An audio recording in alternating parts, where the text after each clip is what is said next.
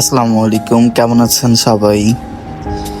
আমরা আজকে খুব সকাল সকাল ঘুম থেকে উঠে রেডি হয়ে বের হয়ে গেলাম ভাগ্নাকে স্কুলে দিতে। ওকে স্কুলে দিয়ে আমরা টাইম পাস করার জন্য কি করব বুঝতে পারছিলাম না। পরে আমার বউ আমাকে বললো, চলো আমরা নদীর ঘাটে যাই, ওখানে ঘোরাফেরা করি। তো যে কথা সেই কাজ, আমরা চলে গেলাম নদীর ধারে। সেখানে যে দুজন একটু হাঁটাহাঁটি করতেছি। এটা ছিল 7 নম্বর ঘাট। এবার এখান থেকে আমরা চলে আসলাম। ভাগ্নে যেহেতু জেলা স্কুলে পড়ে, ওর স্কুলে ছুটি হবে একটু পরে, এই জন্য আমরা চলে আসলাম।